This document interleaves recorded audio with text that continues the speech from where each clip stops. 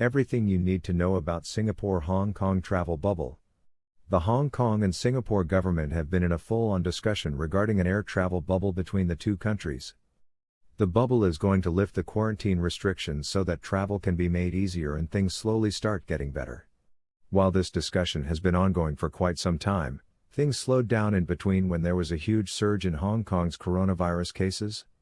As things start to get better, the air travel bubble is back on the table, and its details are going to be announced short.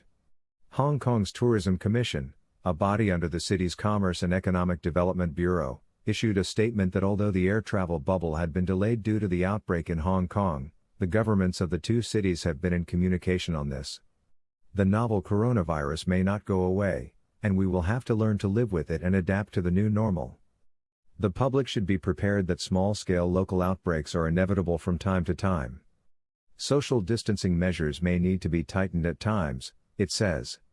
For those who were planning to travel or had pending plans due to air travel restrictions can finally rejoice. So before things start to heat up, let me tell you all the things that you need to know about the newly introduced air travel bubble, what it does, how it benefits you, and what steps you need to take in order to fly safely. So, without further ado, let's carry on. Why choose these two countries? The very first thing you have to consider is what's so special about Hong Kong and Singapore that both these countries decided to lift the travel ban.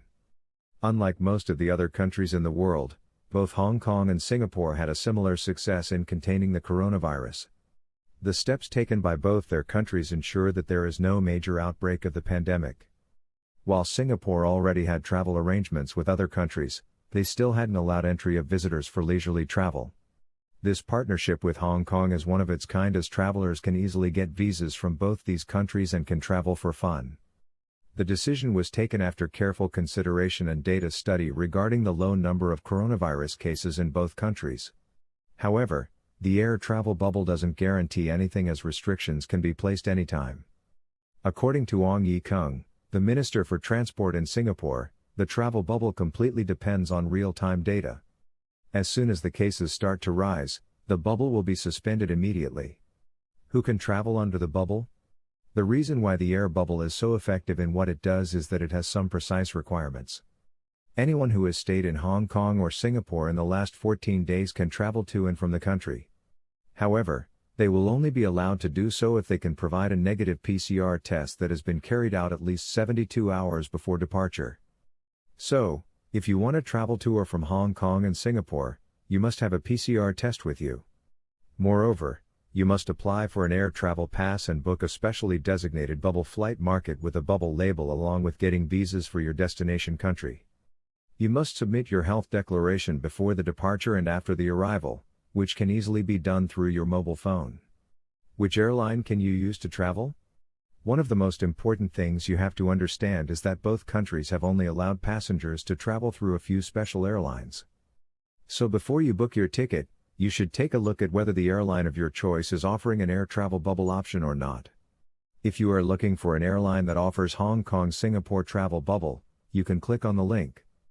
Cathay Pacific is operating alternating flights between the two countries, and you can easily travel without any unnecessary problems.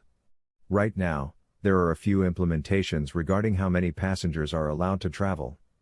The Hong Kong government has only given clearance for 200 passengers a day, which makes finding the best flights a bit harder.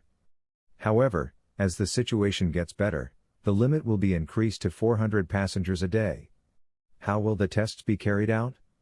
If you are flying from Hong Kong to Singapore, you only need to get tested one time, which is 72 hours before your departure.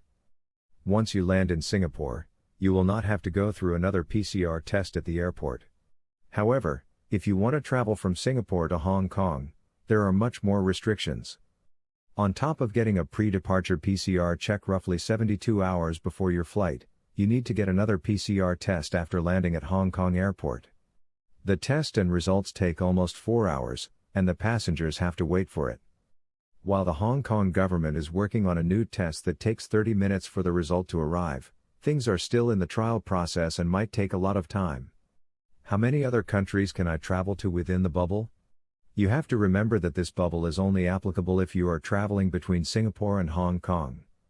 However, If you are coming from another country and want to go to Hong Kong and Singapore within the bubble, you can still do so if you are adhering to the policies.